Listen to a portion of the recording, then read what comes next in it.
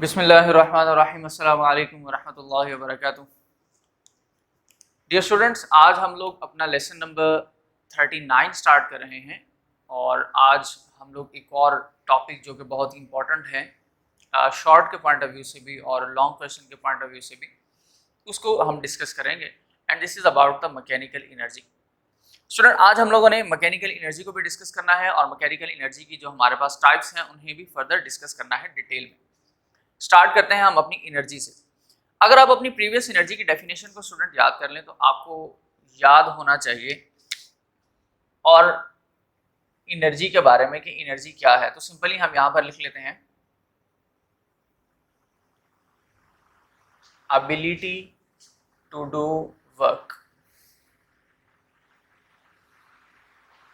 काम को करने की सलाहियत, किसी भी तरह से काम किया जा सकता है।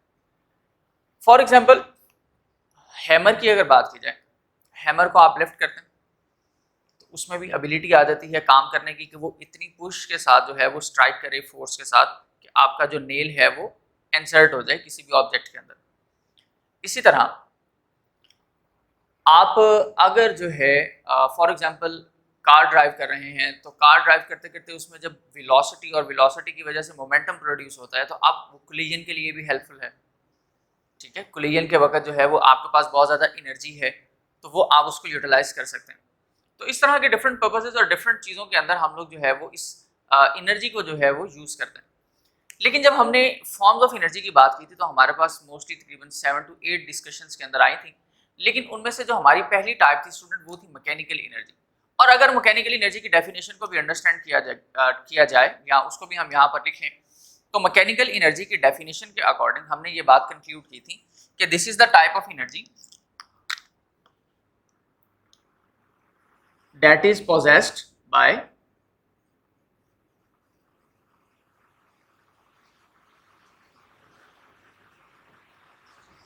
both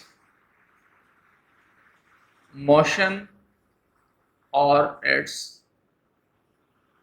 position और चेंज ऑफ मोशन और चेंज ऑफ पोजीशन। तो हम इस तरह से अपनी मैकेनिकल एनर्जी की डेफिनेशन को डिस्क्राइब करते थे। लेकिन स्टूडेंट अब आपने ये भी याद रखना है कि मैकेनिकल एनर्जी की फर्दर 2 टाइप्स हैं जिनको हमने क्लासिफाई करना है। जब हम इसकी फर्दर क्लासिफिकेशन पे आते हैं स्टूडेंट तो मैकेनिकल एनर्जी की 2 टाइप्स हमारे पास आती हैं। The number 1 is kinetic energy and second one is potential energy. Kinetic energy और पोटेंशियल एनर्जी के अंदर को बहुत ज़्यादा ग्रेटर डिफरेंस नहीं है, सिर्फ और सिर्फ हम एक चीज़ के लिहाज से इसके अंदर क्लासिफिकेशन करते हैं कि स्टूडेंट जब ऑब्जेक्ट आपका लीनियर मूवमेंट के अंदर होगा, लीनियर मोशन में होगा, तो उस वक्त जो उस ऑब्जेक्ट के अंदर एनर्जी पोजेस होगी हम उसे नाम देते हैं काइनेटिक का। और अगर आपके पास ऑब्जेक्ट जो है वो अपनी हाइट के अकॉर्डिंग मोशन के अंदर है तो फिर हम उसको नाम देंगे पोटेंशियल का। इसके कुछ एग्जांपल्स को भी डिस्कस करते हैं, प्रॉपर लॉन्ग क्वेश्चन जो हैं और उनको भी डिस्कस करेंगे और इनके फार्मूलाज को भी आज हमने ड्राइव आउट करना है कि हमारे पास इन दोनों एनर्जीज के फार्मूलाज क्या होंगे, काइनेटिक के लिए और पोटेंशियल के लिए। सो स्टूडेंट हम याद स्टार्ट करते हैं काइनेटिक एनर्जी से। काइनेटिक एनर्जी के अकॉर्डिंग अगर हम देखें तो स्टूडेंट काइनेटिक एनर्जी की डेफिनेशन ये कहती है कि this is a type of energy that is possessed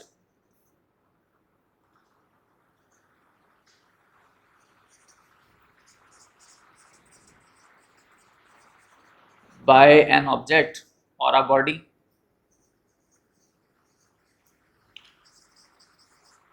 due to its motion।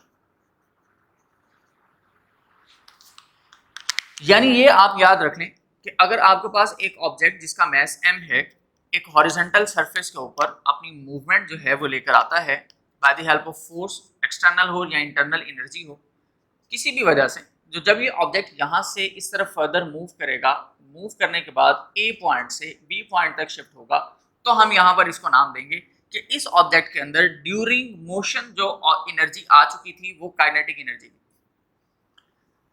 Change of position जो होगा यहाँ पर इसको हम नाम देते हैं मोशन का, लीनियर मोशन का। यानी हॉरिजॉन्टली अगर ऑब्जेक्ट अपनी पोजीशन को चेंज करेगा तो हम नाम देंगे मोशन का। लेकिन इन दोनों के दरमियान ना सिर्फ क्लासिफिकेशन करने के लिए कि हम ये बता सकें कि ये ऑब्जेक्ट के अंदर क्या है और इस ऑब्जेक्ट के अंदर क्या है, कि मोशन और पोजीशन का दो डिफरेंट वर्ड्स यहाँ पर यूज कर लिए गए। नॉर्मली हमारे पास जब ऑब्जेक्ट अपनी पोजीशन चेंज कर रहा होता है तो मोशन तो उसमें तब भी होती है। इसी तरह अगर ऑब्जेक्ट यहाँ से यहाँ तक मूव कर रहा है तो यहाँ पर उसकी पोजीशन की चेंज भी है। लेकिन क्या है कि हमने ये जो दो वर्ड की क्लासिफिकेशन की है वो सिर्फ और सिर्फ इनके दरमियान डिफरेंस करने के लिए की है, अदरवाइज कोई प्रॉपर डिफरेंस जो है वो पोजीशन का मोशन के साथ नहीं है। और यहाँ पर अगर हम स्टूडेंट इसकी डेफिनेशन भी लिख लें पोटेंशियल एनर्जी की, तो पोटेंशियल एनर्जी की डेफिनेशन हमें ये कहती है this is energy that is possessed bye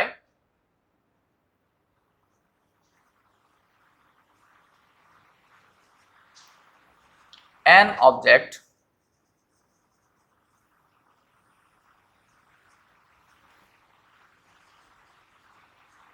due to its position.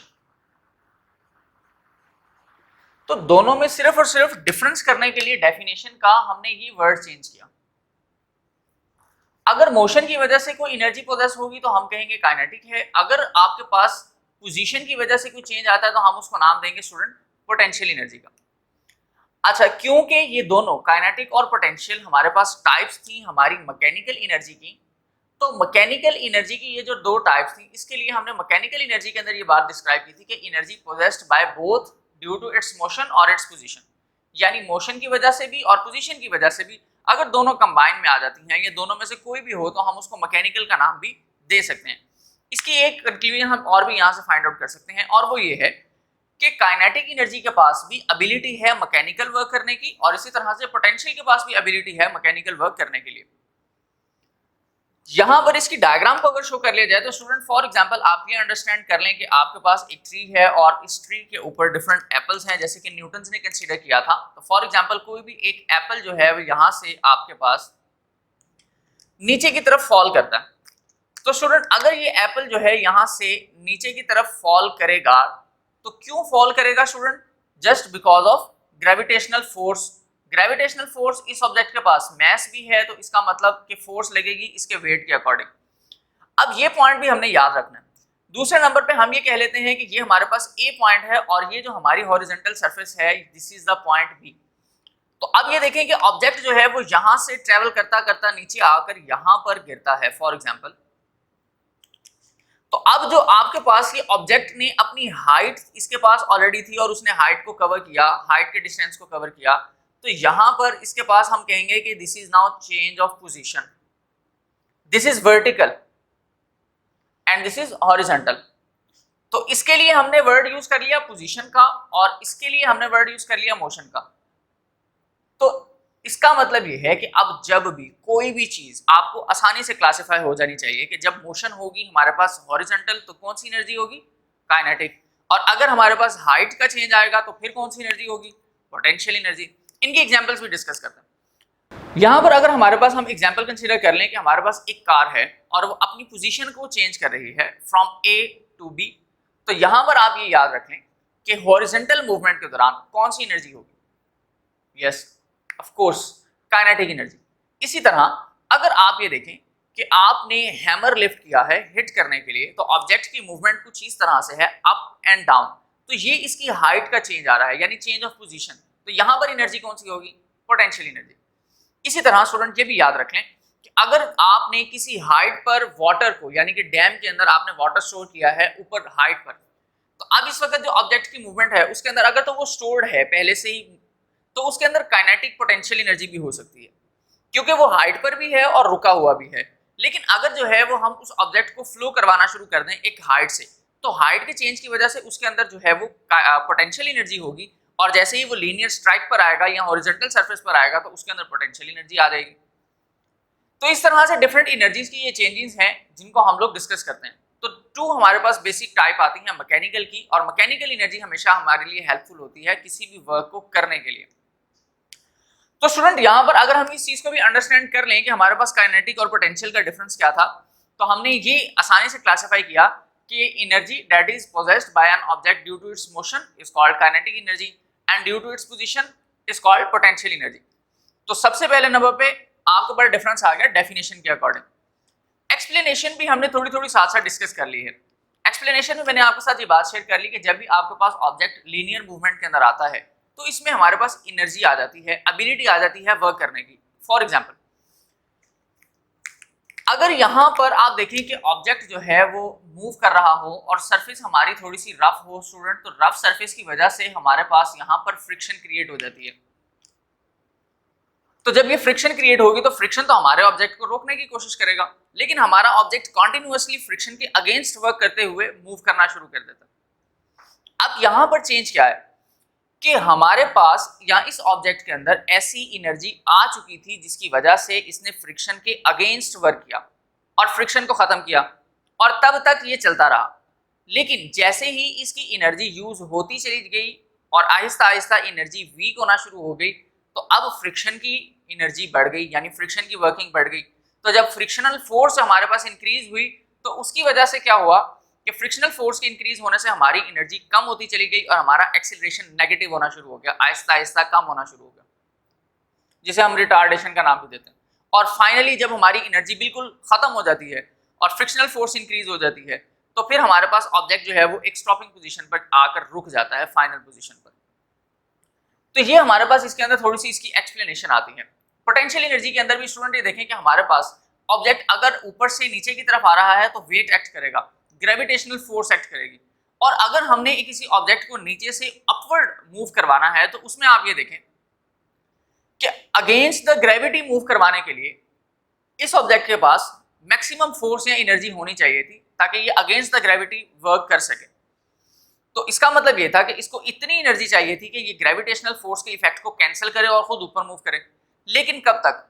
जब तक कि इसके पास एनर्जी है तब तक तो ये मूव ऊपर करता रहेगा, लेकिन जैसे जैसे ग्रेविटेशनल फोर्स इसके इफेक्ट को आहिस्ता आहिस्ता वीक करना शुरू कर देगी तो हमारे पास एनर्जी जो है पोटेंशियल वो कमजोर होना शुरू हो जाती है और मैक्सिमम हाइट पे जाकर फिर हमारे पास क्या होता है, जो वर्क डन होता है वो अगेंस्ट द ग्रेविटी होना शुरू हो जाता है और मैक्सिमम हाइट पे जाकर हमारी पोटेंशियल एनर्जी भी मैक्सिमम होती है।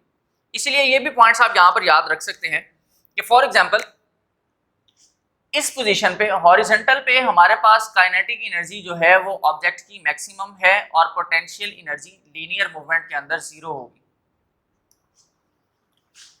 लेकिन जब हाइट की बात करते हैं तो हाइट के अंदर दो पॉइंट्स हैं, ए और बी। ए पॉइंट की अगर बात करें तो यहाँ पर हमारे पास पोटेंशियल एनर्जी मैक्सिमम है, काइनेटिक एनर्जी जो है वो हमारे पास जीरो है। लेकिन जैसे ही ये ऑब्जेक्ट बिल्कुल डाउनवर्ड जमीन पर आ चुका होता है तो हमारी यही पोटेंशियल एनर्जी जो है वो जीरो हो जाती है और अपनी एनर्जी टोटली तौर पर ट्रांसफर कर देती है काइनेटिक में और काइनेटिक मैक्सिमम हो जाती है at position B. Potential energy की फर्दर भी टू टाइप्स हम लोग डिस्कस कर सकते हैं, जैसे कि एक नाम है हमारे पास इलास्टिक पोटेंशियल का और सेकंड है ग्रेविटेशनल पोटेंशियल एनर्जी। लेकिन सबसे पहले नंबर पे हम स्टूडेंट आते हैं काइनेटिक एनर्जी पर, और काइनेटिक एनर्जी के लिए हम इसका फॉर्मूला जो है वो ड्राइव आउट करते हैं। स्टूडेंट यहाँ पर मेरे पास वैल्यूज होंगी काइनेटिक एनर्जी के लिए इस हाफ पर और सेकंड पर पोटेंशियल एनर्जी। लेकिन क्योंकि काइनेटिक हो या पोटेंशियल हो है तो एनर्जी, और एनर्जी का मतलब क्या है, ability to do a work, मतलब काम करने की सलाहियत। तो सिंपली हम ये कह सकते हैं कि दोनों के अंदर काइनेटिक एनर्जी हमारे पास वर्क डन के इक्वल होगी और पोटेंशियल एनर्जी भी हमारे पास वर्क डन के इक्वल होगी, whether we also know that the work done is equal to F dot S, so it means that kinetic energy is equal to F dot S and potential energy is equal to F dot S. अब student हम लोगों ने क्योंकि इनका formula drive out करना है तो formula drive करने के लिए हमारे पास हमारी मोशन को डिस्कस करना बहुत जरूरी है। हमने पहले भी बात की कि हमारे पास यहाँ पर मोशन लीनियर है और यहाँ पर वर्टिकल है, यहाँ पर हॉरिजॉन्टल है और यहाँ पर परपेंडिकुलर है। इसी तरह हम ये कह सकते हैं कि यहाँ पर ऑब्जेक्ट की जो मूवमेंट है वो चेंज ऑफ मोशन है और यहाँ पर चेंज ऑफ पोजीशन है। क्योंकि यहाँ पर ऑब्जेक्ट मूव कर रहा है और ड्यूरिंग द मूवमेंट ऑब्जेक्ट के पास एनर्जी आ जाती है, तो हम यहाँ पर इसके लिए इक्वेशन यूज करते हैं। अगर स्टूडेंट हम बात करें सिंपल वे में कि मैं यहाँ पर F और S की वैल्यूज पुट कर दूं तो मेरे पास फर्दर एक्सप्लेनेशन भी आती है। इसलिए हम क्या करेंगे, यहाँ पर सबसे पहले अपनी इक्वेशन को यूज करेंगे और इक्वेशन मैं जो यूज कर रहा हूँ स्टूडेंट वो है थर्ड इक्वेशन ऑफ मोशन। कि ऑब्जेक्ट जो है वो मूवमेंट के दौरान है, उसके अंदर मोशन है, ऑब्जेक्ट अपनी वेलोसिटीज को भी चेंज कर रहा है, अपनी पोजीशन को, मोशन को चेंज कर रहा है, एक्सेलरेशन भी आता है। तो हम इन सारी चीजों को कंक्लूड करते हैं। थर्ड इक्वेशन ऑफ मोशन की अगर बात की जाए तो ये है student 2as is equal to vf square minus vi square. अब यहां पर अगर हम देखें इक्वेशन ऑफ मोशन को स्टूडेंट, तो हमारे पास हमें एक्सीलरेशन की वैल्यू भी चाहिए, हमारे पास s जो है वो डिस्प्लेसमेंट भी है, यहाँ पर vf स्क्वायर है, यहाँ पर vi स्क्वायर है। अब वेलोसिटीज भी चाहिए, तो हम वेलोसिटीज को भी डिस्कस करते हैं। स्टूडेंट देखें आप कि जब ऑब्जेक्ट अपनी मूवमेंट स्टार्ट करता है तो किसी ना किसी वेलोसिटी से स्टार्ट करता है। यहाँ पर हम एज्यूम कर लेते हैं कि v इनिशियल है, या फिर ये सपोज कर लें कि इनिशियल वेलोसिटी v के इक्वल है। आहिस्ता आहिस्ता वेलोसिटी चेंज होती है। वेलोसिटी का चेंज किस तरह से है? दो तरह से। पहले आपकी वेलोसिटी इंक्रीज कर रही है और फिर आपकी वेलोसिटी डिक्रीज कर रही है। इंक्रीज करती है तो उसके पास एनर्जी बढ़ जाती है, और जैसे ही आपकी वैल्यू डिक्रीज करना शुरू करती है तो फिर स्टूडेंट आपका ऑब्जेक्ट पोजीशन बी पर आकर रुक जाता है जब उसकी वेलोसिटी जीरो हो जाती है। तो यहां पर हमारे पास फाइनल वेलोसिटी क्या हुई? जीरो के इक्वल। स्टूडेंट जब हमने ये बात की कि हमारे पास इनिशियल और फाइनल वेलोसिटीज हैं, तो हम यहां पर उनको लिख लेते हैं कि हमारे पास इनिशियल वेलोसिटी आ गई है v और फाइनल वेलोसिटी आ गई है जीरो के इक्वल। इसी तरह स्टूडेंट जब हम बात करते हैं एक्सीलरेशन की, तो एक्सीलरेशन हमारे पास जो था वो प्रोड्यूस हुआ था by applying a force. Force apply करने की वजह से ऑब्जेक्ट के पास मैस भी था, तो न्यूटन का सेकंड लॉ भी हमारे पास आ गया। अब हम क्या करेंगे, यहां पर न्यूटन के सेकंड लॉ को भी कंक्लूड करेंगे। According to the second law of motion where f is equal to ma and a is equal to f over m, यानी जब हमारे पास एक्सीलरेशन इंक्रीज हो रहा था, वेलोसिटी चेंज हो रही थी और वैल्यू इंक्रीज कर रही थी, तो हमारे पास एक्सीलरेशन पॉजिटिव था। लेकिन अब ये देखें कि एक्सीलरेशन भी दो तरह के होते हैं, एक होता है पॉजिटिव एक्सीलरेशन, एक होता है नेगेटिव एक्सीलरेशन। बच्चों पॉजिटिव एक्सीलरेशन ये है कि आप गाड़ी स्टार्ट करें, आहिस्ता आहिस्ता अपनी वेलोसिटी इंक्रीज करें। जैसे आपकी स्पीड पहले 10 किलोमीटर पर आवर है, फिर 20 किलोमीटर पर आवर, फिर 30 किलोमीटर पर आवर। तो ये जो ग्राफ इंक्रीज कर रहा है, जो मैंने यहाँ पर शो किया, वेलोसिटी के इंक्रीज करने की वजह से, this is called the positive acceleration. कि चेंज ऑफ वेलोसिटी तो है, पहले 10 थी, फिर 20, फिर 30, तो चेंज ऑफ वेलोसिटी है लेकिन पॉजिटिव वे में और इंक्रीज हो रही है, तो हम कहते हैं पॉजिटिव एक्सीलरेशन। लेकिन सेकंड हाफ में देखें कि आहिस्ता आहिस्ता वेलोसिटी आहिस्ता आहिस्ता कम होते होते होते होते जीरो पर आ गई। अब क्या था कि 30 या 50 पर अगर आपकी ऑब्जेक्ट की वेलोसिटी पहले से थी, तो 30 से 20, 10, 5, 0। अब वेलोसिटी डिक्रीज हुई है और चेंज ऑफ वेलोसिटी तो यहाँ पर भी है, तो चेंज ऑफ वेलोसिटी की वजह का से हमारे पास प्रोड्यूस होता है एक्सेलरेशन। तो यहाँ पर एक्सेलरेशन की वैल्यू डिक्रीज हो रही थी, तो हम इसे नाम देते हैं नेगेटिव एक्सेलरेशन। नेगेटिव एक्सेलरेशन के दो तीन और भी नाम हैं, और नेगेटिव एक्सेलरेशन को हम कहते हैं रिटार्डेशन, नेगेटिव एक्सेलरेशन भी हम इसको नाम देते हैं। अच्छा स्टूडेंट यहाँ पर अब देखें तो आपके ऑब्जेक्ट के अंदर जो एक्सेलरेशन था वो कैसा था? स्टार्ट में आपकी वेलोसिटी ज्यादा थी, लेकिन आहिस्ता आहिस्ता डिक्रीज होना शुरू हो गई। फ्रिक्शनल फोर्स ने आपकी जो वैल्यू थी एनर्जी की वो कम करना शुरू कर दी। तो हम यहाँ पर इस वजह से सिर्फ और सिर्फ इसको नेगेटिव शो करते हैं कि ये नेगेटिव एक्सेलरेशन, रिटार्डेशन। अब हमारे पास कुछ वैल्यूज आ चुकी हैं। जब हम इन वैल्यूज को पुट करते हैं स्टूडेंट अपने गिवन फार्मूला के अंदर, तो हमारा आंसर कुछ यूं आता है, 2a की जगह पर minus f over m s as it is, और vf स्क्वायर और माइनस vi स्क्वायर के बारे में अगर हम बात करें तो vf स्क्वायर हमारे पास जीरो है, जीरो का स्क्वायर, vi की अगर बात करें तो v का स्क्वायर, ये बन गया हमारे पास minus 2fs over m which is equal to minus v square.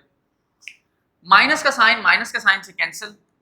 हमने यहाँ पर फाइंड आउट क्या करना था स्टूडेंट? हमने यहाँ पर फाइंड आउट क्या करना है स्टूडेंट? यहाँ पर हमने करना यह है कि हमने अपनी इक्वेशन ऑफ मोशन की मदद से कि मोशन के दौरान जो एनर्जी थी उसने क्या काम किया, वर्क डन कितना हुआ, हमने वो वर्क डन फाइंड आउट करना।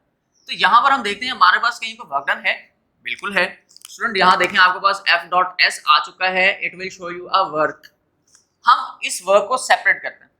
जैसे ही हम इसको सेपरेट करेंगे f.s इज इक्वल टू, तो यहाँ से m दूसरी तरफ मल्टीप्लाई होगा, it will become mv square. 2 यहाँ मल्टीप्लाई है, दूसरी तरफ जाकर डिवाइड होगा and it will become this. अब स्टूडेंट f.s किसके इक्वल था? ऊपर वर्क डन के इक्वल था, और वर्क डन किसके इक्वल था? काइनेटिक एनर्जी के। तो हम यूं लिख सकते हैं work done is equal to mv square over 2, और वर्क डन काइनेटिक एनर्जी के इक्वल था, तो kinetic energy is equal to mv²/2। आपके बुक के अंदर इसको थोड़ा सा चेंज करके लिखा हुआ है। चेंज किस तरह से किया गया है स्टूडेंट? काइनेटिक एनर्जी को इस तरह से लिखा गया है 1/2 यानी हाफ mv²। तो इन दोनों में कोई डिफरेंस नहीं है। अगर mv² को मल्टीप्लाई किया जाए 1/2 के साथ, तो स्टूडेंट ये न्यूमरेटर में ही मल्टीप्लाई होता है, डिनोमिनेटर में मल्टीप्लाई नहीं होता। तो इसलिए हमारे पास ये हमारा फाइनल आंसर रहता है, ये भी और ये भी, आप दोनों में से कोई भी यूज कर सकते हैं। तो ये आपके पास फाइनली आपका फॉर्मूला आ गया काइनेटिक एनर्जी का। और एक और बात याद रखिएगा कि यहां पर फॉर्मूला है तो यूनिट क्या होगा स्टूडेंट? एनर्जी की कोई भी टाइप हो, कोई भी फॉर्म हो, फॉर एग्जांपल एनर्जी खुद है तो इसका यूनिट होगा जाउल, मैकेनिकल एनर्जी है जाउल, काइनेटिक एनर्जी है जाउल, पोटेंशियल एनर्जी है joule, electrical energy, sound energy, कोई भी हो जाउल का वर्ड हम यूज करेंगे अगर एनर्जी है तो। Is it clear? अच्छा, ये हमारे पास फॉर्मूला आ गया काइनेटिक एनर्जी का। हम चलते हैं पोटेंशियल एनर्जी के फॉर्मूले पे। पोटेंशियल एनर्जी के अंदर भी तो हमारे पास F और S चाहिए था। यहां पर हमारे पास लीनियर मोशन तो है ही नहीं ऑब्जेक्ट की, वर्टिकल मोशन है। अब जब लीनियर मोशन नहीं है तो इक्वेशन ऑफ मोशन यूज नहीं करेंगे। वर्टिकल मोशन के दौरान हमारे पास होगा क्या? फोर्स कौन सी लगती है स्टूडेंट? यहां पर जो हमारे पास फोर्स लगती है ना, वो ये ma वाली नहीं लगती। यहां पर फोर्स हमारे पास होती है वेट वाली m.g, जो कि ग्रेविटेशनल फोर्स ने लगाई थी। और यहां पर s जो है वो क्या है स्टूडेंट? s का मतलब होता है डिस्टेंस या डिस्प्लेसमेंट। तो यहां पर जो ऑब्जेक्ट का डिस्प्लेसमेंट था वो इन अ फॉर्म ऑफ हाइट था, a से b तक। तो यहां पर हम इसको s को लिखेंगे हाइट। तो स्टूडेंट यहां पर फिर हमारे फॉर्मूले में अगर वैल्यूज पुट की जाए, potential energy is equal to F.S, F is equal to mg और S is equal to h, तो फाइनली हमारे पास हमारा आंसर आ जाता है potential energy is equal to mgh and both having a unit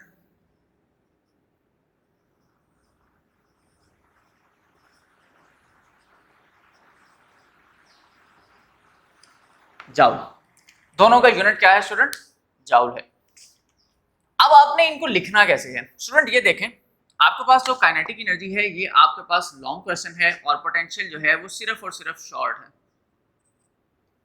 ये लॉन्ग भी है, शॉर्ट भी है। शॉर्ट में पूछेगा तो डेफिनेशन और फॉर्मूला दोनों के लिए, लेकिन काइनेटिक एनर्जी अगर आपको लॉन्ग में कहते हैं तो स्टूडेंट सबसे पहले आप काइनेटिक एनर्जी की डेफिनेशन लिखेंगे। लेकिन इसको भी डिफाइन करने से पहले आपको ये डेफिनेशंस भी लिखने की जरूरत पड़ सकती है ताकि एक अच्छा इंप्रेशन शो हो जाए। फिर आप अपनी डायग्राम बनाते हैं। डायग्राम की जो मूवमेंट है ऑब्जेक्ट की by the help of force, आप इसको डिस्कस करते हैं।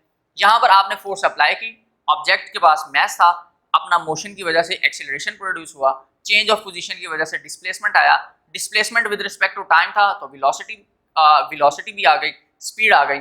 जब स्पीड आपकी यहाँ पर चेंज होना शुरू हो गई तो स्पीड चेंज होने की वजह से आपके पास एक्सेलरेशन भी आ गया। एक्सेलरेशन पॉजिटिव है, लेकिन यहाँ पर एक्सेलरेशन पॉजिटिव होने की वजह से काइनेटिक एनर्जी भी आ गई क्योंकि चेंज ऑफ मोशन है। लेकिन अब फाइनल क्या हुआ कि हमारे पास फ्रिक्शनल फोर्स भी थी सरफेस की, उसकी वजह से एनर्जी डिक्रीज हुई, एक्सेलरेशन डिक्रीज हुआ। तो हमने कहा कि हमारे पास नेगेटिव एक्सेलरेशन आया जिसकी वजह से एनर्जी खत्म हुई और ऑब्जेक्ट रुक गया। तो ये एक्सप्लेनेशन आप एक्सप्लेन करेंगे, मैथमेटिकल डेरिवेशन की आप ये फार्मूला ड्राइव आउट करेंगे और यही डायग्राम आप साथ में ड्रॉ कर देंगे, तो आपका लॉन्ग क्वेश्चन कंप्लीट हो जाएगा। उम्मीद है आपको ये आपका लॉन्ग क्वेश्चन समझ आ चुका होगा। नेक्स्ट लेक्चर तक के लिए इजाज़त, अल्लाह हाफ़िज़।